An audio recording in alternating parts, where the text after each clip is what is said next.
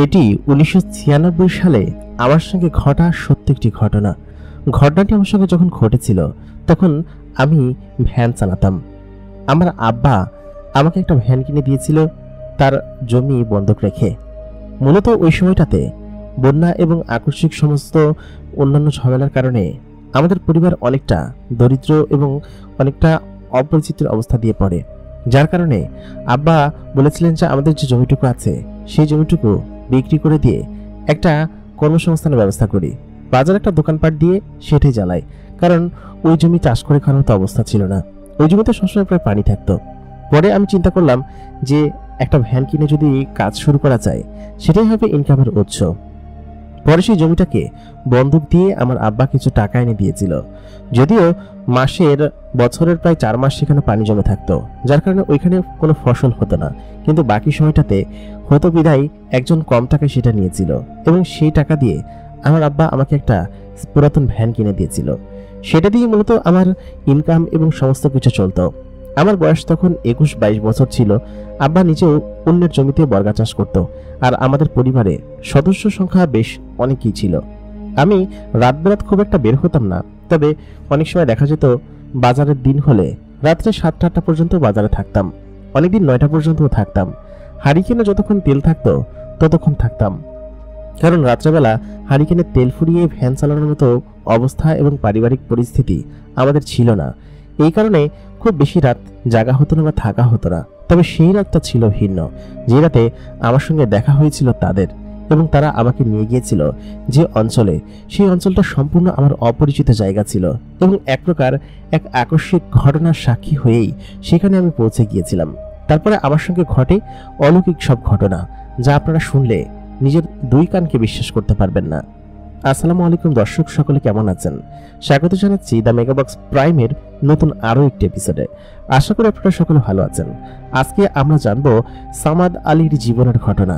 তিনি আমাকে তার জীবনের ঘটনাটি পাঠিয়েছেন এবং তিনি যেভাবে আমাদেরকে বলেছেন ঠিক সেইভাবে আমি আপনাদেরকে শোনাবো। যারা এখন পর্যন্ত আমাদের চ্যানেলটাকে সাবস্ক্রাইব করেননি, অবশ্যই আমাদের চ্যানেলটাকে সাবস্ক্রাইব করে পাশে থাকা বেল নোটিফিকেশন অন করে দিন, যাতে করে প্রতিদিনকার নতুন ভিডিওর নোটিফিকেশন সবার আগে আপনারা পেয়ে যান। প্রতিদিনকার মতো কণ্ঠে আমি আরজে ইমরান আপনাদের সঙ্গে আছি এবং আপনারা দেখছেন দ্য মেগাবক্স প্রাইম। তাহলে চলুন আর বেশি কথা বাড়াবো না, আমরা সরাসরি ঘটনার বাকি অংশে চলে যাই। আমার নাম সামাদ আলী।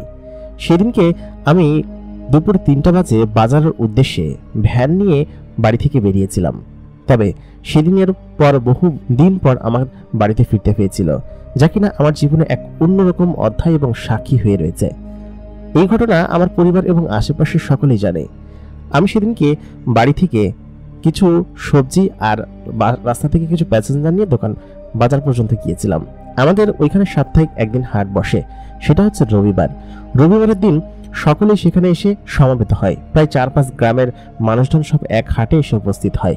আমার আব্বা তার চাষ করা ক্ষেত থেকে কিছু ফসল মানে সবজি আর আমাদের চাষ করা কিছু ধান ছিল, সেগুলো বিক্রি করার জন্য মূলত হাটে আমাকে নিয়ে গিয়েছিল এবং আমি সেদিনকে আব্বার সঙ্গে সেখানে ছিলাম। ভ্যানের উপর প্রায় সন্ধ্যা পর্যন্ত আমরা সকালে বিক্রি করলাম। বলা বাহুল্য সেই সময়টাতে ভ্যান এত অ্যাভেলেবেল ছিল না, সবার ওরকম ছিল না, খুব অল্প ছিল। যাদের ছিল তাদের একটা আলাদা ডিমান্ড ছিল, আর আমাদের ওই পুরো মহল্লা এবং গ্রামের ভিতরে আমার এবং আরো কয়েকজনের ছিল। সব মিলিয়ে ওই সময়টাতে এটা ছিল খুবই রেয়ার আইটেম, যার কারণে আমাদের সবসময় ডিমান্ড লেগেই থাকতো। সন্ধ্যা পর্যন্ত আমরা ধান এবং বাকি ফসলগুলো বিক্রি করলাম। আমি বললাম, আব্বা তুমি এগুলো নিয়ে এখানে বসো, আমি কয়েকটা ট্রিপ মেরে আসি, কারণ এই সময় এখানে বসে থাকা মানে লস, আর হাটের দিন একটু বেশি ইনকাম হয়। আব্বা তখন সেই জিনিসগুলো নিচে নামিয়ে ভ্যানটা আমাকে দিয়ে দিলেন চালানোর জন্য। মাঝে মধ্যে আব্বা নিজেই যেত। সব মিলিয়ে আমাদের দুজনের এরকমই কাজকাম চলতো। আর আমার অনেক ছোট ভাই বোন ছিল, আমরা প্রায় 6 ভাই বোন ছিলাম, 4 বোন আর 2 ভাই। মাঝখানে এক ছোট ভাই ছিল, সেও মাঝে মধ্যে আব্বার সঙ্গে কাজে টাজে সাহায্য করত, সে পড়াশোনা করতো তখন। ওই সময়টাতে আমি ভ্যান নিয়ে তখন বেরিয়ে পড়ি। সন্ধ্যা তখন নেমে গিয়েছে, হাট জমজমাট থাকে সন্ধ্যা 7টা পর্যন্ত, তখন অন্ধকার নেমে আসে। আমি সন্ধ্যা 7টা-8টা পর্যন্ত প্যাসেঞ্জার টানতে শুরু করলাম, কারণ ওই সময়টাতে মানুষজন বাজার নিয়ে বাড়িতে ফেরে। তবে বেশিরভাগ লোকজন যারা অনেক পুরাতন মাইন্ডের, তারা বেশিরভাগ সময় ওই বাজার, ধামা, তারপরে চালন, এই সমস্ত জিনিসগুলো কাঁধে করে বাড়িতে নিয়ে যেত। কিছু কিছু কিপটা লোক ছিল যারা কিনা ভ্যানে চড়তে চাইতো না। তবে সেদিন এক লোকের সঙ্গে আবার দেখা হয়েছিল। যে লোকটা শহর থেকে এসেছিল আমি দেখেই বুঝতে পারছিলাম। তিনি যখন শহর থেকে এসে নামলেন, উনি একটা জায়গায় যাওয়ার জন্য ভ্যান খুঁজছিলেন, কারণ উনি তো আর হেঁটে যাবে না। তো আমি ওনার কাছে এগিয়ে গেলাম। আমি বললাম যে সাহেব কোথায় যাবেন? উনি বললেন যে আমি তো যাব অমুক গ্রামে, এখান থেকে সম্ভবত বেশ খানিকটা দূরে হবে। তখন 8টা বেজে গিয়েছে। আমি বললাম আমি যেতে পারি, তবে আমাকে 100 টাকা দিতে হবে। রাস্তাটা অনেক দূরের ছিল, প্রায় 15 থেকে 20 কিলোমিটার দূরে হবে আমাদের এই ইউনিয়নের থেকে পার হয়ে পরের ইউনিয়নে, এবং ওইখান থেকে ফিরে আসতে আসতে আমার মোটামুটি 1টা তো বাজবেই, 5 ঘন্টা সময় লাগবে যেতে আসতে। কারণ উনি এখন থেকে এখানে উঠবে, আস্তে আস্তে করে চালিয়ে যাব, আর রাস্তাটা খুব একটা ভালো না, সেহেতু 100 টাকা আমি কমই চেয়েছি। উনি তখন বললেন আচ্ছা ঠিক আছে, আমি তোমাকে দরকার হলে আরও টাকা বাড়িয়ে দিব, আর রাত করে তুমি যাচ্ছ, দরকার হলে তোমাকে আমি 200 টাকা দিব। ওই সময়টার 200 টাকা মানে অনেক টাকা। সারা সপ্তাহেও ভ্যান চালিয়ে আমি 200 টাকা ইনকাম করতে পারতাম না। দেখা যেত সপ্তাহে 50-60 টাকা বা 70 টাকা ইনকাম হতো, কিন্তু 200 টাকা মানে অনেক টাকা। আমি তখন রাজি হয়ে গেলাম, বললাম আচ্ছা ঠিক আছে, আমি তাহলে যাব, আপনি চলুন। আপনি কিন্তু আর কোনো ভ্যান ঠিক করেন না, ঠিক আছে? আমি আব্বার কাছে বলে তারপরে আমি আসতেছি। লোকটি তখন আমার ভ্যানে বসলেন, তার সঙ্গে 2টা ব্যাগ আছে, সম্ভবত এখানে কোনো কাজে এসেছে। আমি গল্প করতে করতে ওনার সাথে গেলাম। ওনার সাথে গল্প করতে করতে আমি তখন বুঝলাম যে উনি ওই এলাকার থানার নতুন ওসি, এবং এই কারণে উনি এখানে এসেছেন। আমি ভাবলাম যে সাহেব আপনি গ্রামাঞ্চলে কেন আসলেন? উনি তখন বলল যে আমার গ্রামাঞ্চল ভালো লাগে, আর যে অঞ্চলে যাচ্ছি সেই অঞ্চলে আমার বিশেষ কিছু অপারেশন আছে। তারপর আমি বললাম সাহেব আপনি আমাকে আরও 100 টাকা বকশিশ দিচ্ছেন, এতে করে আপনার লস হয়ে যাবে না? 100 টাকাই তো অনেক ছিল। উনি তখন বলল এত রাত্রে কষ্ট করে যাচ্ছ আমার সঙ্গে, এতেই অনেক কিছু, আর গ্রাম অঞ্চলে রাত 1টা মানে ফিরতেও তো হবে তোমাকে, তাই না? আর তুমি যদি ফিরতে না চাও তাহলে থানায় থেকে যাও, ঠিক আছে? কালকে সকালবেলা চলে আসো।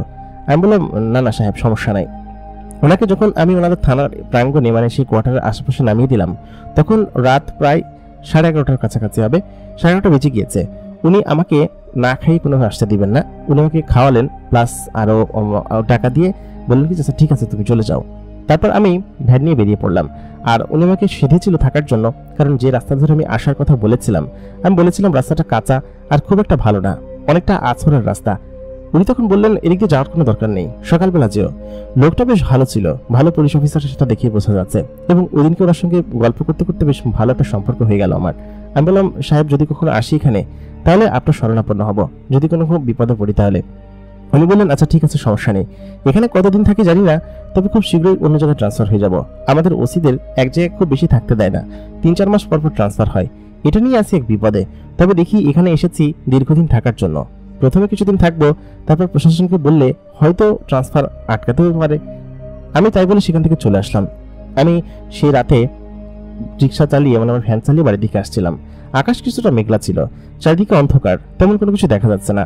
আমার হারিকেনের আলো তখনও টিমটিম করে চলছে, তেল অনেকখানি আছে। আমি বাজার থেকে তেল ভরে নিয়েছিলাম, কারণ জানি যে অনেকটা টাইম লাগবে। অর্ধেক পথ আসতে হারিকেনটা নিভে গেল, তখন বুঝলাম যে হারিকেনের তেল ফুরিয়ে গিয়েছে। আমি হারিকেনের তেল যখন ভরতে যাব, দেখলাম যে হারিকেনের তেল এখনো অনেকটা রয়েছে, কিন্তু নিভে গেল কিসের জন্য সেটা বুঝতে পারলাম না। বোতলটা আটকে আবার হারিকেনটা খুলে আমি আবার আগুন ধরালাম। হারিকেনটা জ্বলতে শুরু করলো, কোনো বাতাস নেই, কোনো কিছু নেই। একটু সামনে যেতে আবার সেই আগুনটা নিভে গেল। আমি তো কিছু বুঝতে পারছিলাম না, আর একটু সামনে গেলেই হয়তো পাকা রাস্তাটা পড়বে। আমি এতক্ষণ পর্যন্ত কাঁচা রাস্তা ধরে এসেছি, তখন রাত একদম মধ্য, প্রায় 12টা কি 12:30 হবে। সেই মুহূর্তে আমি যখন সেই বড় শুনশান বাঁশবাগানের কাছে আবার আসলাম, ওইখানে আসতে হারিকেনটা নিভে গেল, এবং একটা গরম বাতাস আমার শরীর দিয়ে বয়ে গেল। সেই যে বাঁশ ঝাড় আছে, বাঁশ ঝাড়ের ভিতর থেকে কারা যেন আমার দিকে এগিয়ে আসছে। তো ওইটা দেখে তখন আমি ভয় পেয়ে গেলাম, এবং ওই মুহূর্তে আমাদের একটা নিয়ম রীতি ছিল, যদি কোনো খারাপ জিনিস বা ভূত প্রেত দেখা হয় তাহলে লোহা জড়িয়ে ধরলে কেউ আঘাত করবে না, এরকম একটা রীতি ছিল, এবং কেউ কাছে আসতে পারবে না। তো আমার কাছে যেহেতু আগুন ছিল, আমি তখন আগুনটা আবার জ্বালালাম মেজবাতি দিয়ে। তো জ্বালানোর পর সেই আগুনটা আবার নিভে গেল। নিভে যাওয়ার পর আমি খেয়াল করলাম 2জন লম্বা মতো দেখতে লোক আমার কাছে আসলো, এবং তিনি এসে বললেন যে আমাদের একটু সাহায্য লাগবে, সাহায্য করতে পারবেন? যদি পারেন তাহলে মোটা ইনাম দিব। এরকম করে কথা বলছিল। বাংলা ভাষার থেকে তার মুখের ভাষা উর্দু বেশি মনে হচ্ছিল, মানে বাংলা এবং উর্দু মিক্স করে বলছিল, যেটা আমি আসলে বুঝতে পারছিলাম। তো উনি তখন আমাকে এই কথা বললেন। ওনার মুখ দেখা যাচ্ছিল না, অন্ধকার ছিল এবং উনি লম্বায় বেশ খানিকটা ছিল। আমি তখন ওনার কণ্ঠ শুনে বললাম যে সাহেব, আমি তো বাড়িতে যাচ্ছি, রাত অনেক হয়ে গিয়েছে, আমি এখন যেতে পারবো না। তখন একজন ধমক দিয়ে বলল কি যে কেন কেন যেতে পারবে না, আমরা খুব বিপদে পড়েছি। উনি প্রায় ধমকই দিল। পাশে থাকা আরেকজন বলল না। তাই বলে তিনি আমাকে বোঝাতে লাগলেন, বললেন আমাদের সঙ্গে প্রসূতি মহিলা আছে, আমাদের ওকে ওকে নিয়ে খুব শীঘ্রই এখান থেকে যেতে হবে। আপনি যদি আমাকে সাহায্য করতেন তাহলে খুব উপকৃত হতাম। আমি তখন রাজি হয়ে গেলাম, কারণ যখন বললেন যে প্রয়াতী মহিলা আছে তখন আমি রাজি হয়ে সেখান পর্যন্ত গেলাম। আমি দেখলাম বাগানের ভিতরে একটা শুনশান জায়গায় একটা মহিলা পড়ে আছে এবং তাকে আরো দুজন মহিলা ধরে রেখেছে। আমি তখন বললাম যে ওনাকে উপরে তুলুন, তুললে সম্ভবত উনি তাড়াতাড়ি এখান থেকে যেতে পারবো। তারপর সে দুজন লোক উপরে তুললেন। উপরে তোলার পর আমি এবং তারা সকলে ভ্যান ঠেলতে শুরু করলাম এবং যেতে শুরু করলাম। আমি তখন বললাম কোন দিকে যাব? ওনারা বললেন যে এদিকটা যেতে হবে, এদিকে সোজা আপনি চালিয়ে যান, আমি বলছি কোন দিকে যেতে হবে। তবে আশ্চর্যের বিষয় হচ্ছে, আমি যে রাস্তা ধরে আসছিলাম সেই রাস্তার পাশ দিয়ে আরেকটা রাস্তা বেরিয়েছে, তবে সেই রাস্তাটা এর আগে আমি কখনো দেখিনি। বেশ আশ্চর্যজনক লাগছিল রাস্তাটা। আমি সেই রাস্তা ধরে সামনে এগিয়ে গেলাম। এরকম অদ্ভুত রাস্তা সত্যি আমি এর আগে এই ইউনিয়নে কখনো দেখিনি। তখন আমি আমার নিজের ইউনিয়নে ছিলাম এবং যে রাস্তাটা পার হয়ে আমি এই পর্যন্ত এসেছি সেই রাস্তাটা অন্য রাস্তা থেকে সম্পূর্ণ ভিন্ন। দুই পাশে পানি এবং কুয়াশা দিয়ে ভরা, পানির উপরে এবং গাছ দিয়ে বেষ্টনী দেওয়া। সেই রাস্তার উপর দিয়ে আমি সকলের সামনে দিয়ে যেতে শুরু করলাম এবং ওরা আমার সঙ্গে সঙ্গে ছিল। যে দুজন আমার সঙ্গে কথা বলেছিল সেই দুজন পাশ দিয়ে ঘেঁষে আমার সঙ্গে সঙ্গে আসছিল। আমি তখন ওদেরকে বললাম যে কোথায় নিয়ে যাচ্ছেন আমাদের? উনি তখন বললেন কথা না বলে তুমি আগে যাও, তোমার যথেষ্ট ইনাম যা পাওয়ার তুমি পাবে, ওনাকে আগে হাসপাতাল পর্যন্ত পৌঁছাও, তারপর বাকিটা দেখা যাবে। আমি অনেকটা পথ পেরিয়ে সেই রাতের অন্ধকারে কোন রাস্তা দিয়ে এসেছি আমি নিজেও বলতে পারবো না। আমি দেখলাম বিশাল আকৃতির এক বাংলো বাড়ির সামনে আমাকে থামতে বলা হলো। বাংলো বাড়ির চারপাশটা একদম পাথর দিয়ে ঘেরা এবং পিছনে বড় পাহাড় মনে হচ্ছে আমার কাছে। রাত্রে আমি তেমন একটা বুঝতে পারিনি। আমি সেখানে গেলাম। সেখানে যাওয়ার পর আমার সেই ভ্যানটা থেকে ওনাদেরকে নামানোর পর ওনারা ভেতরে চলে গেল। আর যে লোকটি আমাকে নিয়ে এসেছে ওই লোকটি বললেন তুমি কিছুক্ষণ বিশ্রাম করো, আর সকাল হলে তোমাকে আমার দলের কিছু লোক নামিয়ে দিয়ে আসবে, তুমি একদমই চিন্তা করো না, ঠিক আছে? তুমি এখানে থাকো, আর তোমার যদি ক্ষুধা লেগে থাকে তাহলে খাও, কিছু মনে করো না ভাই, আমরা খুব বিপদে পড়েছি, এই জন্য তোমার শরণাপন্ন হয়েছি, তা না হলে আমরা মানুষের হেল্প খুব একটা নিই না। এই কথা বলে তেনারা ভেতরে চলে গেলেন। আমাকে সেখানে বসতে বললেন। আমি সেখানে বসা মাত্রই দুজন লোক আমার দিকে এগিয়ে আসলো। লোক দুটোকে দেখতে বেশ অদ্ভুত। তাদের চোখগুলো স্বাভাবিক মানুষের মনের মতো নয়, একটু ভিন্ন রকমের। কান দুটো একদম বাইরের দিকে খাড়া, নাকটা কেমন যেন বোচা, আর চেহারাটাও কেমন অদ্ভুত। চুলগুলো মেয়েদের চুলের মতো কিন্তু ঝুটি বাঁধা, মানে বেনি করা আর কি। আমি এদেরকে দেখে অবাক হচ্ছিলাম, কারণ এদেরকে দেখতে স্বাভাবিক কোনো মানুষের মতো মনে হচ্ছিল না। ওনারা আমাকে খেতে দিলেন কিছু একটা মিষ্টি জাতীয়, তবে মনে হচ্ছিল বরফি সন্দেশের মতো কোনো কিছু একটা। আমি সেগুলো খেতে শুরু করলাম।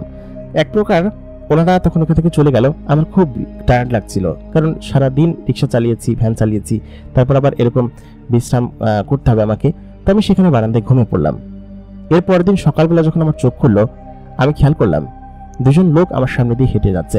আমি চোখ খুলে সামনে দিকে তাকাতেই খেয়াল করলাম কয়েকজন লোক সামনে দিয়ে যাচ্ছে আর দুজন লোক আমাকে দেখে দাঁড়িয়ে আছে। আমাকে ঘিরে 4-5 জন লোকও দাঁড়িয়ে আছে। তারা আমাকে দেখছে এবং আমার সামনে যারা দাঁড়িয়ে আছে তাদেরকে দেখতে স্বাভাবিক কোনো মানুষের মতো নয়। তাদের চেহারা কেমন যেন অদ্ভুত, চোখগুলো একদম কারো নীল কারো লাল, চোখের মণিগুলো বেশ অদ্ভুত, সে সঙ্গে কানগুলো বাঁকা, চুলগুলো এরকম বেনি করা এবং সে সাথে অদ্ভুত জাতীয় এক ধরনের পোশাক পরা। তারা সকলে আমাকে ঘিরে দাঁড়িয়ে আছে। আমি তখন উঠে তাদেরকে দেখে ভয় পেয়ে গেলাম, অনেকটা প্রাণীর মতো দেখতে। পেছনে সরে যেতেই সেই দুজন লোক ভেতর থেকে বাইরে বেরিয়ে আসলো। তারা দেখতে মানুষের মতো লাগছে, তবে গতকাল রাত্রেবেলা তাদের কিরকম লাগেনি। তখন ওই লোকগুলোকে তার সাথে তাড়িয়ে দিল, বলে কি যে ভাই আসলে আমরা খুব ব্যস্ত ছিলাম তো কালকে, আপনি যে মহিলাকে নিয়ে এসেছেন সেই মহিলার একটা কন্যা সন্তান হয়েছে, আপনি দেখবেন, আসুন, আপনার জন্য উনি হয়তো বাঁচতে পেরেছে। আসলে আমরা ওনাকে এখান থেকে আনতে পারছিলাম না, আমাদের একটা বাহনের খুব প্রয়োজন ছিল, আপনি সেটা দিয়ে আমাকে সাহায্য করেছেন, সেজন্য আমি আপনার প্রতি খুব কৃতজ্ঞ। তাই বলে তিনি আমাকে সেই বাচ্চাটির কাছে নিয়ে গেল। বাচ্চাটিকে দেখে সত্যি তখন আমি ভয় পেয়ে গেলাম, কারণ বাচ্চাটি দেখতে স্বাভাবিক কোনো মানুষের বাচ্চার মতো ছিল না। বাচ্চাটির হাত পা, লিঙ্গ, শরীর সবকিছু ছিল ভিন্ন রকমের, যা কিনা আমাকে অবাক করেছে। তখন তিনি আমাকে পাশে নিয়ে আসলেন, বললেন ভাইজান আসলে আমাকে মাফ করবেন, আমাদের পরিচয় আপনাকে বললে হয়তো আপনি ভয় পাবেন, কিন্তু আমাদের বলতে হচ্ছে বাধ্য হয়ে। আসলে এই মুহূর্তে আমাদের সকলে ব্যস্ত থাকার কারণে আপনাকে নিয়ে আসলে আপনার বাড়ি পর্যন্ত নামিয়ে দিয়ে আসতে পারবো না আমরা, অথবা আপনি একা চাইলেও যেতে পারবেন না, কারণ আপনি এখন স্বাভাবিক কোনো দুনিয়ায় নেই। আপনি আছেন একটা জিনের এলাকায় বা জিনরা যেখানে থাকে, এবং আপনি গত রাত্রে যে মহিলাকে নিয়ে এসেছেন তিনি কোনো স্বাভাবিক মহিলা ছিলেন না, তিনি ছিলেন হচ্ছে এখানকার খুবই স্বনামধন্য এবং খুবই জনপ্রিয় একজন লিডারের, মানে হচ্ছে গিয়ে একজন সর্দারের মেয়ে, এবং সেই সর্দারের মেয়ের ডেলিভারি ছিল। তো উনি ওনাকে নিয়ে এক জায়গায় যাওয়ার পর সে অসুস্থ হয়ে পড়ে, এবং আসার পথে আমরা কোনো হেল্প পাচ্ছিলাম না, আপনার সাহায্য নিয়ে আমরা এখানে নিয়ে আসি। তো আপনাকে এখন আমরা দিয়ে আসতে পারছি না, আপনি কিছু মনে করবেন না, আপনি দয়া করে এখানে কিছুদিন আমাদের সঙ্গে থাকুন। আর সর্দার যদি জানতে পারে যে আপনাকে উপকার নিয়ে আপনার কাছ থেকে আপনাকে এরকমভাবে দিয়ে এসেছি, তাহলে উনি রাগ করবেন। আমাদের সর্দার দেশের বাইরে গিয়েছে কয়েকদিনের জন্য, উনি আসুক, আসার পর আপনি এখান থেকে চলে যান। আমি আপনাকে কসম করে বলছি আপনার কোনো কিছুর কমতি হবে না, আপনি এখানে থাকুন কিছুদিন। আর যদি বলেন তাহলে আমাদের ওপর প্রেশার আসবে, তাহলে আমরা তখন আর আপনাকে আনতে যেতে পারবো না, খুবই বাজে পরিস্থিতি হবে, বুঝতে পারছেন? আমি তখন কিছুক্ষণ চিন্তা করলাম, তখন ভাবলাম যে ওনারা যেহেতু এরকমভাবে অনুরোধ করছেন, আর যারা অনুরোধ করে তারা নিশ্চয়ই খারাপ কেউ হয় না, আর ওনারা যেহেতু বলছেন যে ওনারা ভালো জিন এবং কিন্তু সর্দার আসা পর্যন্ত আমাকে অপেক্ষা করতে হবে, সেহেতু আমি অপেক্ষা করি এবং সর্দার আসুক। আমি বললাম আচ্ছা ঠিক আছে, আপনি যেহেতু বলছেন, তবে আমাকে কিন্তু খুব শীঘ্রই বাড়িতে যেতে হবে। আর আমার আব্বা আম্মা ওনারা তো আমার চিন্তা করবেন, তার থেকে ভালো হয় যে আপনি এই বাহনটাকে বাড়িতে দিয়ে এসে তাদেরকে বলুন যে আমি কিছুদিন পরে আসবো, এবং ভ্যানটা দিয়ে গিয়েছে এবং আমি একটা জায়গায় গিয়েছি, তাহলে ওনারা হয়তো নিশ্চিত থাকবেন। তখন তিনি বললেন আচ্ছা ঠিক আছে, আপনি যেহেতু এটা বলছেন আমি সেটাই করি, আর আপনি কিছুদিন পরে যান, আপনি এখানে এসেছেন, থাকুন, দেখুন, আর জিনদের সম্পর্কে কিছু জানুন। তবে হ্যাঁ, একটা কথা, এখান থেকে যখন আপনি চলে যাবেন তখন কিন্তু এই কথা কাউকে বলবেন না, কারণ আমাদের কিছু গোপনীয়তা আছে। এই গোপনীয়তা ভেদ করে আপনি যখন কাউকে কিছু বলবেন তখন আপনারই ক্ষতি হবে, সেহেতু আমি আপনার কাছে এটাই অনুরোধ রাখবো। মেয়েটি সত্যি খুব সুন্দর হয়েছিল এবং ফুটফুটে, এখানকার পরিমেয়েরা খুব সুন্দর হয়, তবে তার চেহারার গঠন এবং অন্যান্য সমস্ত ছিল অস্বাভাবিক। যেমন আমাদের এখানকার বাচ্চা হলে সাধারণত তার চুল থাকে একটু ছোট ছোট, কিন্তু এই মেয়েটার চুল অনেক বড় ছিল, এবং সেই সঙ্গে এই মেয়েটার শরীরের যে অদ্ভুত গঠন, এগুলো আমাকে অবাক করেছিল। তো আমাকে নিয়ে যাওয়ার পর আমাকে একটা প্রাসাদের মতো জায়গায় নিয়ে গেল। পুরো প্রাসাদটা একদম সাদা রং করা, এবং প্রাসাদের আশপাশে নানান ধরনের গাছপালা দিয়ে ভরা, সুন্দর ফুল গাছ আছে, পাশে ফুলের বাগান আছে, একদম পুরো অন্যরকম ভবন, এবং ভবনের উচ্চতা এত বেশি যে দোতলা ভবন দেখে মনে হচ্ছে পাঁচতলা ভবন, এতখানি উচ্চতা সেই ভবনের। এবং সেই ভবনের পিছনে বড় পাহাড় রয়েছে, এবং সম্পূর্ণ জায়গা একদম সবুজ শ্যামল দিয়ে ঘেরা। শুধুমাত্র তাই নয়, চারিদিকে এমন সব দৃশ্য যা দেখে আমার চোখকে আমি বিশ্বাস করতে পারছিলাম না। গত রাত্রবেলা তো আকাশে মেঘ ছিল, এবং আমি কোন দিক দিয়ে এসেছি তাও আমি জানি না, কিন্তু আমার কাছে সত্যি এই পরিবেশটা লাগছে এক অন্যরকম পরিবেশের মতো। আমি তখন ভেতরে গেলাম, আমাকে দোতলার একটা কক্ষে থাকতে দেওয়া হলো। কক্ষটা এত সুন্দর পরিপাটি, এত সুন্দর গোছানো এবং এত চমৎকার, আমি সত্যি এদিকে ওদিকে ঘুরে ঘুরে দেখতে লাগছিলাম। কিছুক্ষণ বাদে একজন লোক সেখানে আসলো, এসে বললেন যে আপনার জন্য খাবার নিয়ে আসা হয়েছে, আপনার খাবারগুলো কি এখানে দিব নাকি নিচে সকল জিনদের সঙ্গে বসে খাবেন? আমি বললাম যে না, আমি ওদের সঙ্গে বসেই খাই, কারণ এখানে বসে খেলে বেয়াদবি হবে বিষয়টা। তখন উনি বললেন যে আচ্ছা ঠিক আছে, আপনি তাহলে নিচে নেমে আসুন, আমি সকলকে বলছি তারাও খেতে আসুক। আমি তখন নিচে গেলাম। নিচে যাওয়ার পর আমি দেখলাম যে সকলে বসে আছে, আর অনেক জিন আছে, সম্ভবত এই পরিবারের অংশ বা এই পরিবারের বা এখানকার সকলে। তো আমি সেখানে বসলাম, বসে আমার প্লেটে বেশ কিছু খাবার বেড়ে দেওয়া হলো। তার মধ্যে আস্ত মুরগি ছিল, তারপর আস্ত ছাগল ছিল। আমি যখন বললাম না এটা ছাগল, সে বললো কি যে না, এটা একটা হরিণ। আমি হরিণের মাংস এর আগে কখনো খাইনি, এবং ওরা এগুলো খেতে পছন্দ করত। তো ওরা বিভিন্ন ধরনের জীবজন্তু এবং নানা ধরনের প্রাণী মেরে খেত, সেই সঙ্গে শাকসবজিও খেত। ওদের বানানো কিছু মিষ্টি ছিল, সেই মিষ্টিগুলো আমাকে খেতে দিল। সত্যি সবকিছু এত অসাধারণ এবং দুর্দান্ত ছিল আমার কাছে। যখন আমি খাচ্ছিলাম সত্যি আমি পুরো পেট ফেটে যাওয়ার মতো করে খেলাম। খাওয়া দাওয়া শেষে আমি সেখান থেকে উঠলাম। সকল জিনরা যার যার মতো করে খাচ্ছে, আমার দিকে কেউ তাকাচ্ছে না, আমাকে কেউ বলছেও না যে আপনি কোত্থেকে আসছেন হ্যান ত্যান, অথচ তারা কিন্তু আমাকে দেখেনি। তারা মতো খাচ্ছে, গল্প করছে। জিনেদের খাওয়া এবং তাদের চলাফেরা সবকিছু ভিন্ন রকম এবং একটু অন্যরকম। আমি তখন সেখান দিয়ে দোতলার কক্ষে আবার উঠে গেলাম। কক্ষে উঠে যাওয়ার পর একটা সিঁড়ি পার হয়ে এই পাশে যাব, ঠিক সেই মুহূর্তে একটা মেয়ের সঙ্গে আমি ধাক্কা খেলাম। মেয়েটা আমার এদিকে হেঁটে আসছিল। আমি তখন তাকে দেখে অবাক হয়ে গেলাম এবং সে পড়ে যেতে গেল। আমি তাকে ধরে ফেললাম। ধরে ফেলার সঙ্গে সঙ্গেই সে আমাকে বলল যে আপনি কে, আমাকে ধাক্কা দিলেন কিসের জন্য? আর আপনাকে দেখে তো কোনো জিন মনে হচ্ছে না, আপনি কোত্থেকে এসেছেন? আপনার হাইটে তো কম কিসের জন্য? ওর সমান হাইটে ছিলাম। মেয়েটা ছিল অত্যাধিক রকমের সুন্দরী, সেই সঙ্গে সেই পরিবারের কেউ একজন হয়তো। আমি ভয় পেয়ে গেলাম। মেয়েটার হাইট আমার সমানই ছিল, আমার থেকে একটু ছোট হবে। আর জিন যারা তাদের হাইট অনেক বড় হয়, অনেক বেশি হয়, 6 ফুটের বেশি হয়। আমার হাইট ছিল 5 ফুট 9 বা 10 এরকম হবে, আর মেয়েটার হাইট এরকমই 5 ফুট 8 এরকম হবে। তো মেয়েটা আমাকে তখন ধমক দিল। ঠিক সেই মুহূর্তে পেছন থেকে একজন রক্ষী, মানে ওইখানকার যারা কাজ করে, কাজের লোক, কাজের জিন, তিনি এসে বললেন যে আপামনি উনি হচ্ছে গিয়ে আমাদের এখানে থাকতে এসেছেন, কালকে আপাকে উনি এখানে নিয়ে এসেছিল। তো এই কথা বলার পর মেয়েটা আমাকে বলল, ওহো আচ্ছা আপনি। আমি যে খুব দেখতে অসুন্দর বা কুষ্ঠিত ছিলাম এমন না, আমার চেহারা ছবি মোটামুটি ভালো ছিল। তবে গ্রামের ছেলে কিরকম হয় ওই সময়টা তার, সেটা আপনারা খুব ভালোভাবে আন্দাজ করতে পারেন। তো তারপর আমাকে সে বলল, ও আচ্ছা আপনি, যাই হোক আপনাকে অনেক ধন্যবাদ, আপনি কালকে যে উপকার করেছেন। আমার ভাইয়েরা আপনার কথা বলেছে, আর আমার বোন সম্পর্কে আমি জেনেছি যে একজন মানুষ এখানে নিয়ে এসেছে, তাহলে আপনি সেই মানুষ। আমি বললাম, না আমি আসলে ভুল করে আপনাকে ধাক্কা দিয়ে ফেলেছি, কিছু মনে করবেন না। মেয়েটি তখন বলল, আরে না না, মনে করার কি আছে, ঠিক আছে তাহলে আপনি যান, আপনার সঙ্গে পরে কথা হবে, আমি একটু ব্যস্ত আছি তো। তাই বলে তিনি তড়িঘড়ি করে বেরিয়ে গেল। মেয়েটির চেহারা এত সুন্দর এবং এত জাঁকজমকপূর্ণ যে তখনও আমি তার দিকে যেন তাকিয়েছিলাম। মেয়েটি ওদিক দিয়ে হেঁটে চলে গেল। আমি আমার নিজের কক্ষে ফিরে আসলাম। তখন রাত ছিল এবং আবার রাত হলো, কারণ হচ্ছে সারাদিন এরকমভাবে কেটেছে। রাত্রেবেলা আমি আমার নিজের কক্ষে বসে আছি। তো বারান্দার মতো একটা জায়গা, সেখানকার আকাশ যখন আমি তাকালাম, আকাশের মধ্যে নানান রং বেরঙের মানে ফুল ফল এরকম মনে হচ্ছিল যে ওড়াউড়ি করছে। তখন আমি আচমকা ওদিকে তাকিয়ে অবাক হচ্ছিলাম। আমি ঘর থেকে বাইরে বেরিয়ে আসলাম। বাইরে বেরিয়ে এসে বললাম যে ওইখানে কি হচ্ছে। ওইখানকার একজন কাজের লোক বললেন যে ওইখানে এসে হয়তো কোনো জিনরা ওড়াউড়ি করছে, জিন বা পরি উঠছে। তাই আমি বললাম যে জিন পরি উঠতে পারে? এরকম বললো, হ্যাঁ জিন পরি উঠতে পারবে না কিসের জন্য, আমাদের অনেক ক্ষমতা আছে। আমাদের মধ্যে কিছু নিম্নবর্গীয় জিন আছে যারা ওইখানে যায় না, তবে উচ্চবর্গীয় জিন আছে যারা ওইখানে গিয়ে অনেক সময় পার্টি করে, এই জাতীয় অনুষ্ঠান করে। তো ওই জায়গাটা ওরকম হয়, পাহাড়ের একদম উপরের দিকে ওইখানে ওরকমটা হয়। এবং যেসব জিন উড়ে তারা ওইখানে গেলে এক ধরনের অন্যরকম বিকিরণ তাদের শরীর থেকে বের হয়। তো এটা আমাকে বললো। আমি বললাম যে আমি এখানে কিভাবে যাব? উনি তখন বললেন যে এখানে মানুষ যেতে পারবেন না, আর আপনি এখানে অপেক্ষা করুন, আমি দেখছি, আমি ম্যাম সাহেবের সঙ্গে কথা বলে আসি। ম্যাম সাহেবকে সমস্ত কথা বলেছেন যে ওনার যদি কোনো কিছু দরকার হয় তাহলে ম্যাম সাহেবকে বলার জন্য। আমি দেখে আসি উনি কি বলে। তো উনি তখন গেলেন। বেশ কিছুক্ষণ পর ফিরে এসে বললেন, না উনি এখানে নেই, উনি সম্ভবত ওইখানে চলে গিয়েছে, আর ওইখানে সত্যি যাওয়া কারোর জন্য নিষেধ আছে, আপনি গিয়ে ঘুমায় পড়েন। তারপর আমি এসে ঘুমায় পড়লাম। যাই হোক, আমার রাত্রেবেলা ঘুম তেমন ভালো হলো না, কারণ চারিদিকে এরকম জিন, এরকম ভয়ঙ্কর জিনিস, ঘুম তো আসার কথাই না। পরের দিন সকালবেলা এরকমভাবে আমি উঠলাম। উঠে আমি সকালবেলা আমার যে সকাল সকাল ঘুম থেকে ওঠার অভ্যাস ছিল, তো ঘুম থেকে উঠে তখন খুব ভোর আমি গার্ডেনে দাঁড়িয়েছিলাম। ওইখানকার বাগানে, বিল্ডিংয়ের পেছনে একটা বাগান আছে, এত সুন্দর জায়গা, ওই পাশ দিয়ে ঝর্ণার পানি পড়ছে, তারপর আবার এত বড় একটা ঝর্ণার মতো জায়গা, এত বড় একটা বাগান, সে সঙ্গে এত বড় একটা বিল্ডিং। তো এই জায়গাটা আসলে খুব অন্যরকম দেখতে। আমি সেখানে দাঁড়ালাম। তো দাঁড়ানোর বেশ খানিকক্ষণ পর একটা কণ্ঠ আমাকে পেছন থেকে ডাক দিল, বলল যে আপনি এখানে? আমি বললাম যে জি, আপনি? সে বলল, আমি সকালবেলা বাগানে আসতে খুব বেশি ভালোবাসি, একা একা বাগানে হাঁটতে খুব ভালো লাগে, আর এই জায়গাটা খুব সুন্দর লাগে আমার কাছে। আপনার কাছে ভালো লেগেছে?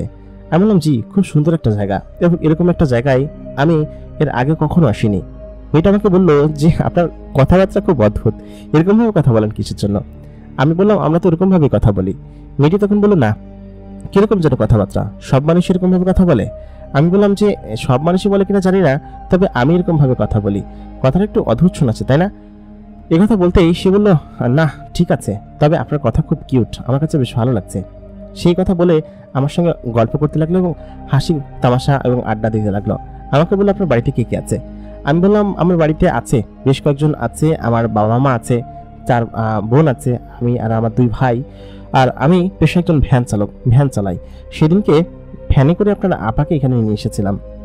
সে তখন বললো, আচ্ছা বুঝতে পেরেছি, আপনার আপার খুব সুন্দর একটা সন্তান হয়েছে, এটা বেশ ভালো এবং খুব সুন্দর সন্তান। ও বললো কি যে হ্যাঁ, তবে আপনিও কিন্তু বেশ সুন্দর দেখতে, মানুষের যে এরকম হয় সেটা জানতাম না। উনি আমাকে এরকম একটা কথা বললো, সেটা শুনে আমি সত্যি বেশ হাসি পেল আমার, কারণ আমি সুন্দর এটা আসলে অন্যরকম বিষয়। আমি সুন্দর হতে যাবো কোন দিক দিয়ে? মেয়েটা আমাকে এটা বলে হয়তো ইমপ্রেস করার চেষ্টা করছে, অথবা আমাকে খুশি করার চেষ্টা করছে, যাতে আমি যে কালো সেটার কোনো কিছু সে না বুঝে আমার মাইন্ড করেছে এটা সে বলতে পারে। মেয়েটার সঙ্গে সেখানে বেশ খানিক কথা হলো এবং সে বলল যে সে একটা পরী। আমি তখন কালকের রাত্রের কথা তাকে বললাম। সে বলল, ওইখানে আমরা মাঝে মধ্যে যাই, আপনি যাবেন? পাহাড়ের একদম চূড়ায় একটা ছোট্ট হোটেলের মতো জায়গা আছে। সেখানে আমরা সকলে রাত্রেবেলা আড্ডা দিতে যাই, গল্প করতে যাই, কেউ চা খেতে চাই। আমাদের এখানকার কিছু পানীয় আছে, সেই পানীয় পান করার জন্য চাই। আপনি যদি যেতে চান তাহলে আপনাকে নিয়ে যেতে রাজি আছি। রাত্রেবেলা যাবেন? আমি বললাম যে যদি সমস্যা না থাকে তাহলে যাব, আর কয়দিনই বা এখানে আছি। মেয়েটা বলল, কয়দিন মানে কি? আপনি এখানে বেশ কিছুদিন থাকবেন, আব্বা আসতে এখনো দেরি আছে, মাসখানিক তো লাগবেই। আমি বললাম, মাসখানিক এখানে আমি কি করবো একা একা থেকে? কাউকে চিনি না, জানি না। সে তখন বললো, কেন, আমি আছি তো, আপনি আমার সঙ্গে ঘুরবেন, সমস্ত জায়গা ঘুরে ফিরে দেখবেন। জিনের জগৎ আর তো প্রত্যেকদিন আসবেন না, জায়গাটা বেশ সুন্দর, আপনার দেখলে খুব পছন্দ হবে, খুব ভালো লাগবে।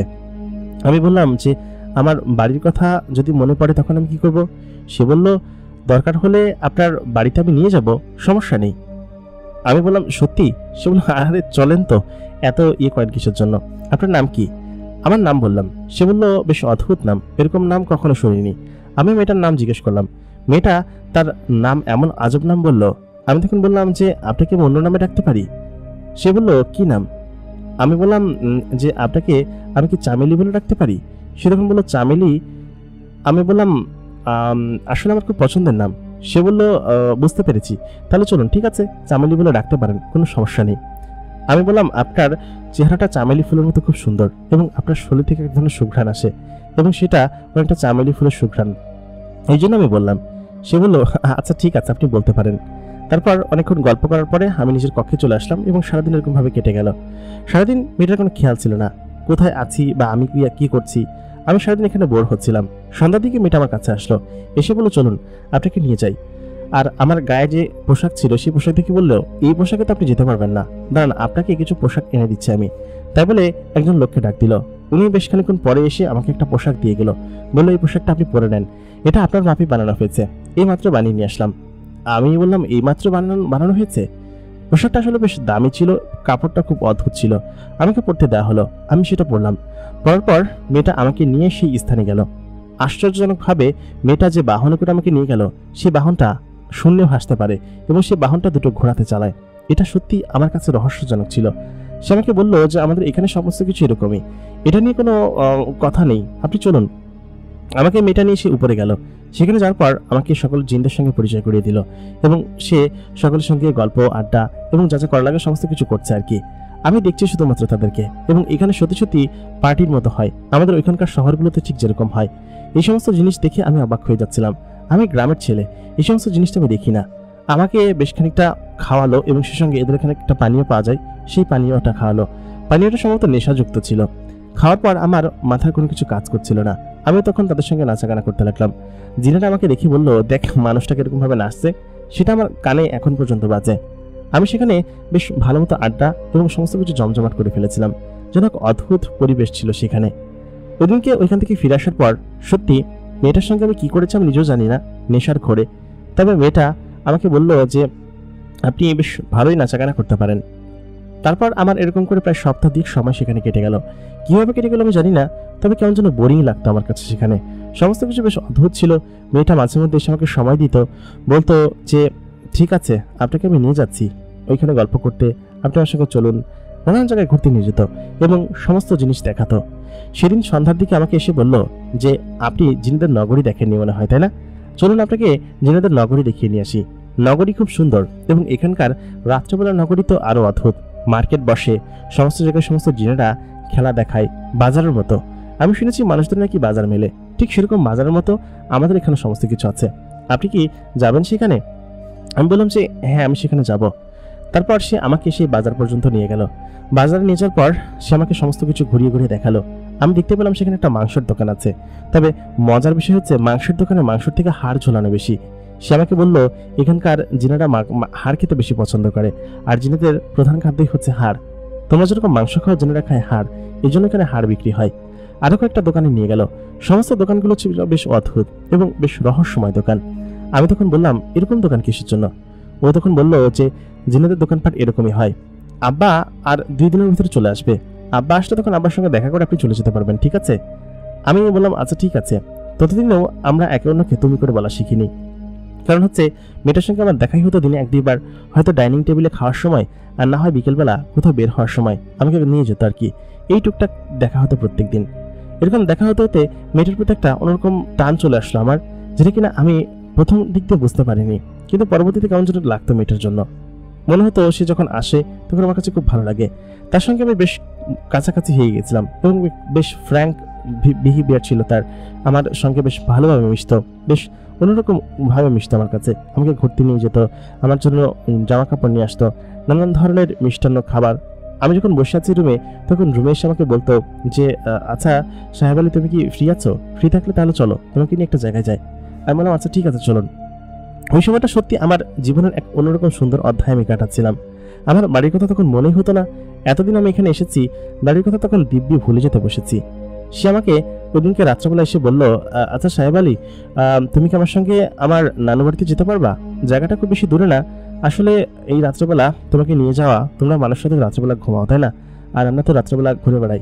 আসলে জায়গাটা মানুষ জগতের উপর দিয়ে যেতে হবে। তুমি যদি আমার সঙ্গে যেতে চাও তাহলে তোমাকে নিয়ে যেতে রাজি আছি। তুমি কি যাবে আমার সঙ্গে? আমি বললাম যে হ্যাঁ, চলো তোমাকে নিয়ে যাই। ও তখন আমাকে তুমি করে বলছে, আমিও তুমি করে বলছি। ও কোনো কিছু মাইন্ড করছে না। আর ওকে দেখতে আমার বয়সী ছিল, আমার মতো সমস্ত কিছু করতে, কথা বলতো। তোর সঙ্গে আমি গেলাম। ও যাওয়ার পথে আমাকে বলল, ওই দেখো তোমাদের মানুষের জগৎ, যেখানে তোমরা থাকো, নিচে মানুষের ঘর বাড়ি দেখা যাচ্ছে। আমি যে শূন্যে ভেসে যাচ্ছিলাম সেটাই আমার কোনো কিছু মনেই হচ্ছিল না। আমি বেশ খানিকক্ষণ শূন্যে হাসার পর সে আমাকে বলল যে আমি মানুষের দুনিয়া দেখিনি, তুমি আমাকে নিয়ে যাবে? আমি বললাম যে মানুষটা খুব খারাপ হয়, ওখানে যাওয়ার দরকার নেই, তুমি চলো। তারপর ও নিচের দিকে তাকিয়ে বেশ আক্ষেপ করতে শুরু করলো। অনেকটা পথ যাওয়ার পর আমাকে বলল, ওই যে দূরে ছোট্ট একটা বাড়ি দেখা যাচ্ছে না? আমি বললাম ছোট কোথায়, এটা বিশাল বড় বাড়ি। এরকম বাড়িটা আমাদের এখানে থাকলে পুরো গ্রাম এখানে বসবাস করতে পারবে। সে তখন হাসতে শুরু করলো। ওর জন্য কেমন ছিল, আমার সমস্ত কথায় সে রিয়াকশন দিত, সমস্ত কথায় হাসতো, তারপর নানান ধরনের কথা বলতো। বলতো কি যে তুমি এরকম সুন্দর করে কথা বলো কিভাবে, আর শুধুমাত্র আমাকে হাসাও? তুমি জানো যে তুমি আমাকে যে পরিমাণ হাসিয়েছো বা আমাকে যে পরিমাণ খুশি রেখেছো, আমি আমার সারা জীবনের এরকম খুশি হইনি কখনো। সবসময় তুমি একটা কথা বলে আমাকে হাসাও, তুমি খুব বেশ অদ্ভুত, বেশ ফানি। আমি বললাম তা তো জানি না, আমি এরকমভাবে কথা বলি। সে সবসময় আমার প্রশংসা করতো। ওদিনকে নানু বাড়িতে গেলাম। যাওয়ার পর নানু তো প্রথমে দেখে আমাকে মারতে চলে আসলো, কারণ একটা মানুষ তার মহলে উঠে এসেছে। এটা দেখেই সে আমাকে মারতে চলে এসেছে। আমি তখন ওখান থেকে দৌড় দিলাম। তখন মেয়েটি বলল যে ও আমার বন্ধু, আমার এখানে এসেছে আমার সঙ্গে। চামেলি পরীটা এই কথা বলার পরেই সে বলল, ও আচ্ছা, এই ছেলেটাই বোধহয় আমার বড় নাতিকে বাঁচিয়েছিল তাই না? ওই যে ওর বাচ্চা হবে সে সময়, ওর কথা তো আমি শুনেছি। তো তুমি ভালো আছো বাবা? এই কথা বলে আমি তখন নানির কাছে গেলাম, নানিকে সালাম দিলাম। তারপর নানি নিজের হাতে আমাদেরকে রান্না করে খাওয়ালেন। তবে তিনি অনেক পুরাতন জিন ছিল। তার বয়সের কথা শুনে সত্যি আমি অবাক হয়ে গেলাম। ও চামেলি আমাকে বলল যে ওনার বয়স প্রায় 700 বছর। আমি বললাম কি বলছো, এত বছর? উনি কি এত বছর বেঁচেছেন? তখন চামেলি বলল, হ্যাঁ উনি এত বছরই বেঁচেছেন এবং উনি এই বয়সে মানুষের জগতে কখনো যাননি। উনি সারা জীবন এখানেই থেকেছেন আর বলেছেন যে মানুষেরা খারাপ হয়। অবশ্য আমি নিজেও যাইনি, আমার আব্বা অনেকবার গিয়েছেন। আর আমার ভাইরা তো সবসময় যেতেই থাকে, তারা এই জামানার জিন, সেহেতু তারা সবসময় একটু বেশি রক্তচটা। আমি বললাম যে তাহলে নানু আপনি নিশ্চয়ই অনেক আগের অনেক কিছু জানেন, অনেক পুরাতন জিনিস দেখেছেন। তিনি বললেন কি যে হ্যাঁ, তবে মানুষের জগতে কখনো যায়নি, আমাদের জিনেদের অনেক পুরাতন গল্প জানি। তিনি তখন বলতে লাগলেন তার আমলের কথা। আর তার আমল বা আমার আমল কি, আমি তো জিনদের সম্পর্কে কিছুই জানি না। তিনারা তখন বললেন যে এখন তো আধুনিক কত জিনিস বেরিয়েছে জিনেদের চলাচলের জন্য, তখন তাদেরকে খাবার জোগাড় করতে অনেক দূরে যেতে হতো। আর এই জিন এত পরিমাণ ছিল না, যত পরিমাণ এখন বেড়েছে। তার নাকি মোট 34টা মেয়ে এবং ছেলে সন্তান, একত্রে এতগুলো। আমি তখন বললাম কি বলছেন নানু, এতগুলো? তখন আমি চামেলের কথা শুনে অবাক হয়ে গেলাম। বলল যে আমরাই তো মোট 14 ভাই বোন, আমার আরো ভাই বোন আছে, তারাও হবে।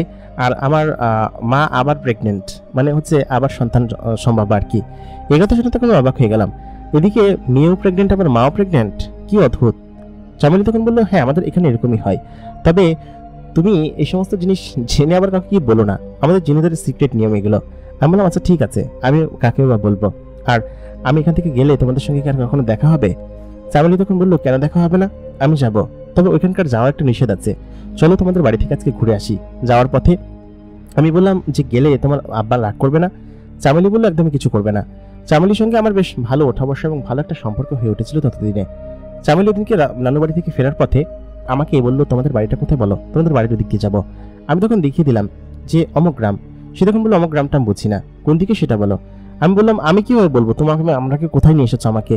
তখন আমি বললাম সেদিনকে তোমার আম্মা, দুঃখিত, তোমার বোন আর তোমার ভাইরা যেখান থেকে উঠেছিল ঠিক সেখানে।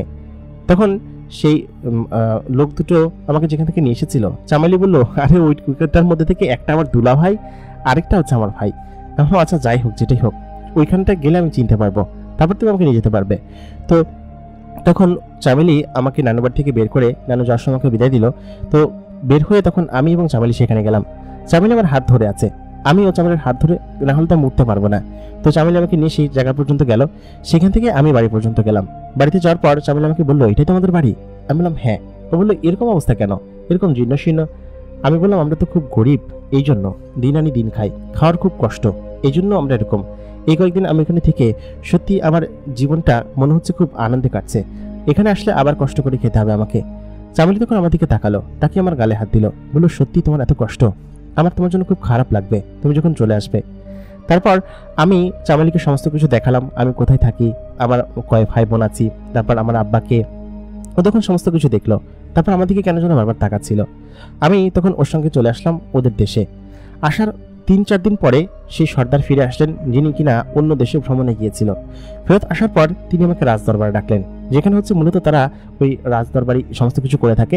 ততদিনে 25 দিন পার হয়ে গিয়েছে এবং এখানে থাকতে আমার খারাপ লাগছিল না, কারণ হচ্ছে এত সুন্দর খাওয়া দাওয়া, এত সুন্দর বিশ্রাম এবং জিনেদের অঞ্চল, তারা আমাকে সবসময় একটা অন্যরকম আপ্যায়নের মধ্যে রাখছিল। তো এই সমস্ত জিনিসটা আমার ভালো লাগার কথাই, আমার সমস্ত কিছু বেশ ভালো লাগছিল। আমি তখন তাকে বললাম যে, আসসালামু আলাইকুম, আমার সালাম গ্রহণ করবেন। আমি কি আপনার যেসব উপকারে আসতে পেরেছি সেজন্য আপনি সন্তুষ্ট কিনা, এবং আমি কি এখান থেকে যেতে পারি কিনা, আপনার জন্য এখানে বসে আছি। তো তিনি তখন বললেন যে, ঠিক আছে, তুমি এখান থেকে যেতে পারো, তবে একটা শর্ত আছে, এখানে যা যা ঘটেছে সে সমস্ত কোনো কিছু কাউকে বলবে না, আর তোমার যদি কখনো কোনো কিছু দরকার হয় তাহলে তুমি এখানে আসতে পারবা আবার, এবং আমাদেরকে ডাকতে পারবা, আমরা তোমাকে যথেষ্ট সাহায্য করব। এবং তুমি এতদিন আমার এখানে ছিলে সে কথা বাড়ি গিয়ে বলো না, কারণ তোমাকে সমস্ত কিছু বুঝিয়ে দেওয়া হয়েছে, ঠিক আছে? আর তুমি যদি চাও এখানে আরও কিছুদিন থাকতে পারো, লাগলে কয়েক মাস থাকতে পারো। আমি বললাম যে না, আমার বাড়িতে যেতে হবে, বাড়িতে ভাই বোনেরা রয়েছে, তাদেরকে সাপোর্ট করতে হবে, তাদেরকে অনেক অনেক করে হচ্ছে গিয়ে বোঝাতে হবে, কারণ হচ্ছে গিয়ে তাদের প্রতি আমার একটা দায়িত্ব আছে না, আর আমি ঢাকায় গিয়েছিলাম সেটা তো তাদের বোঝাতে হবে। ঢাকা থেকে ফিরেছি, তো উনি তখন আমাকে বললেন, যাওয়ার সময় তুমি এখান থেকে বেশ কিছু উপহার নিয়ে যাবা, যেগুলো আমার জিনারা তোমাকে এখানে দিয়ে আসবে। আমি তখন বললাম, জি আচ্ছা ঠিক আছে। তো অনেকদিন পর বাড়ি যাচ্ছি, সত্যি সত্যি মনে হচ্ছে যে আমি অনেকদিন পর ঢাকা থেকে বাড়ি যাচ্ছি।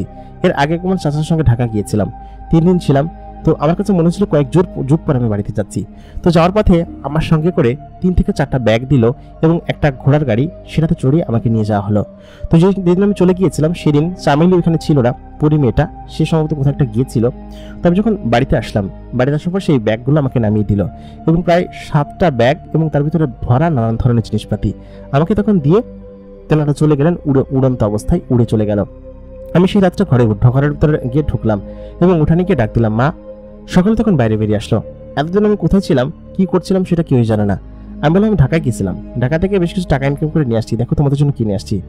ওনারা যখন ব্যাগ খুললো তখন আমি সত্যি অবাক। আমি দেখলাম ব্যাগের ভিতরে নানান ধরনের দামি কাপড়, সেই সঙ্গে ফলমূল, খাবার এবং আরও অনেক দামি দামি জিনিস। সেই জিনিসগুলো দেখে ওরা সত্যি অবাক হয়ে গেল।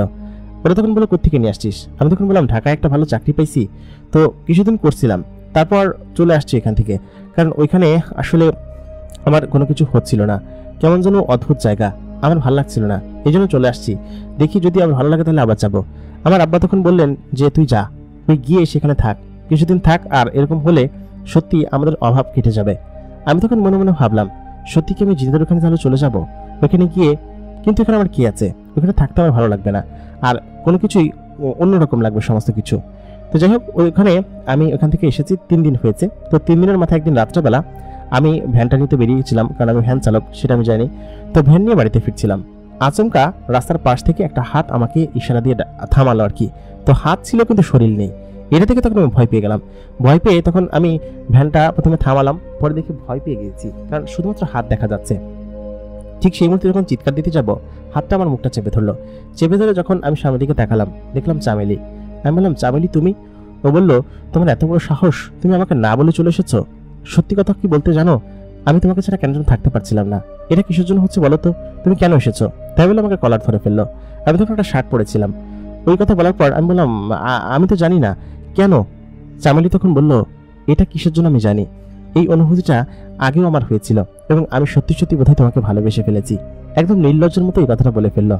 আমি তখন বললাম, যে কি বলছো চামেলি, তুমি একজন পরী, একটা জিন পরী, আমাকে তুমি কিভাবে ভালোবাসতে পারো? আর আমি তো কোনো মানুষ, আমি তো কোনো জিন না। সে তখন বললো, আমি এত কিছু জানি না, আমি তোমাকে ভালোবাসি এবং তোমার সঙ্গে আমি থাকবো। তোমাকে ছাড়া আমার ভালো লাগছে না কিছু, এই জন্য তোমার কাছে চলে এসেছি। গত 3 দিন ধরে আমি এক ফোঁটা ঘুমাতে পারিনি, আজকে আমি আরামে ঘুমাবো। তোমাকে এই কথা বলার পর তুমি চলো তখন আমার সঙ্গে। তাই বলে আমাকে সেই ভ্যান সমেত মানে সেখানে ফেলে রেখে আমাকে নিয়ে উধাও সে। আমি বললাম, চামেলি, ভ্যানটা ওখানে রয়েছে, হারিয়ে গেলে? সে তখন বললো, কিছু হবে না, আমার জিনেরা সমস্ত কিছু সামলে নেবে। তারপর সে আমাকে একটা শুনশান জায়গায় নিয়ে গেল। জায়গাটা বেশ অদ্ভুত ছিল এবং সেখানে একটা ঘর ছিল। নিয়ে যাওয়ার পর বললো কি যে, আমি 3 দিন আরাম করে ঘুমাই না, তুমি আমার পায়ের উপর পা রেখে ঘুমাবে আর আমি একদম আরাম করে ঘুমাবো। তুমি আমার পাশে আছো সেটা জানলেই আমার আরাম করে ঘুম হবে। আমি বললাম, চামেলি, তুমি একজন সর্দারের মেয়ে, সর্দার যদি জানতে পারে তাহলে আমাকে সত্যি উনি জ্যান্ত কি লেখাবে। আর তখন বললো যে, আমি এত কিছু বুঝি না, তোমাকে ভালোবাসি মানে ভালোবাসি এবং তোমাকে আমার সঙ্গে আমি রাখবো, থাকবা। আমি ঘুমাতে পারছিলাম না, এই জন্য তোমাকে নিয়ে এসেছি ঘুমানোর জন্য। এখন চুপচাপ এখানে শুয়ে থাকো তো। সে আমার পাশে রেখে সে পাশে শুয়ে পড়লো এবং কতক্ষণের মধ্যে ঘুমিয়ে গেল। কতক্ষণ ঘুমিয়েছে জানি না, আমি নিজেও ঘুমিয়ে পড়লাম। ঘুম থেকে উঠে দেখি চামেলির হাত আমার হাতের উপরে এবং আমি তাকে জড়িয়ে ধরে শুয়ে আছি। এটা দেখার পর সত্যি তখন আমার বেশ অদ্ভুত লাগলো। আমি ঘুম থেকে উঠে বললাম যে, আচ্ছা, ভুল হয়ে গিয়েছে। সে তখন বললো, কি ভুল হয়ে গিয়েছে? আমি তাকে ভালোবাসি। তাই বলে আমাকে জড়িয়ে ধরলো। চামেলি মেয়েটা খুব সুন্দরী, কিন্তু ও যে এরকমটা করবে। ও তখন বললো যে, তোমার দেওয়া নামটা আমার খুব পছন্দ হয়েছে, চামেলি, আর তুমি আমাকে চামেলি বলেই ডাকবা। অবশ্য আমার অরিজিনাল নামটা তোমাকে পছন্দ হয়নি, কিন্তু তুমি সাহেব আলী, তোমাকে সাহেব আলী বলেই ডাকবো, ঠিক আছে? কোনো সমস্যা নেই তো? আমি বললাম, না। এরকম করে চামেলি আমার সঙ্গে প্রত্যেকদিন রাত্রেবেলা দেখা করতে আসতো। আমি প্রায় 15 দিনের মতো বাড়ি ছিলাম। এই 15 দিন সে আমার সঙ্গে দেখা করতে আসছে এবং আমি বললাম যে, চামেলি, একটা বিপদে পড়েছি। আসলে বাসায় তো এরকম বলেছি, এখন ঢাকা যদি না যাই তাহলে ওনারা সত্যি সত্যি। চামেলি তখন বললো, এটা তো আরও আমার জন্য বেশ ভালো সুযোগ, তুমি আমার সঙ্গে থাকবে এখন থেকে এবং তোমার বাড়ির যা যা প্রয়োজন হয় সে সমস্ত কিছু আমি তোমাকে দিব। একথা বলার পর চামেলি আমাকে সত্যি জড়িয়ে ধরলো। আর চামেলিকে আমিও মনে মনে পছন্দ করে ফেলেছিলাম এই কয়েকদিনে, কিন্তু সে যে একটা জিনের মেয়ে, সেই জন্য তাকে কিছু বলতে পারছিলাম না। যাই হোক, চামেলি তখন আমাকে তাদের ওইখানে নিয়ে যায় এবং প্রত্যেক মাসের 5 দিন আমি বাড়িতে থাকি। 5 দিন বাড়িতে থাকি এই কারণ হচ্ছে তারা যদি আমাকে গিয়ে সন্দেহ করে যে আমি আসি না বা তাদেরকে খরচাপাতি দিই না, তো যেসব খরচাপাতি যা যা দরকার ছিল সেই সমস্ত কিছু চামেলি আমাকে দেয়। আর আমি চামেলির সঙ্গে সেখানে থাকি, সেই ঘরটাতে চামেলি যেখানে থাকে। এখানে থেকে জিনাদের একটা নিয়ম বুঝেছি, সেটা হচ্ছে জিনারা সম্পূর্ণ স্বাধীন, কোনো সন্তানের কেউ খবর নেয় না। আর সেই সর্দারও চামেলির খোঁজ খবর নেয় না, কোথায় থাকে, কি করে বা সে কি করছে সেটাও না। চামেলির বাবা জানেন যে সে আমাকে বিয়ে করেছে, সেটা জানে অনেক বছর পর, প্রায় 6-7 বছর পর জানে আর কি। ততদিনে আমি এবং চামেলি একত্রে বসবাস করা শুরু করেছি এবং আমাদের সন্তান হয়ে গিয়েছে এবং আমি এখন পর্যন্ত চামেলির সঙ্গেই সেখানে বসবাস করি এবং আমার পরিবারের কেউই জানেন না যে আমি একটা পরীকে বিয়ে করেছি। তারা সকলে জানে আমি ঢাকায় থাকি এবং ঢাকায় বিয়ে করেছি। একবার আমার কন্যা সন্তান মানে মেয়েটাকে নিয়ে বাড়িতে গিয়েছিলাম, তখন সকলে দেখে অবাক হয়েছিল। তবে চামেলিকে নিয়ে আমি কখনো বাড়ি যাইনি, কারণ চামেলিকে নিয়ে গেলে হয়তো তারা বুঝবে যে আর চামেলি সেখানে থাকতেও পারবে না। এই জন্য মূলত আমি তাদেরকে বলি, আমার ভাই বোনেরা সব বড় হয়ে গিয়েছে এবং সকলে যার যার মতো সেটেল।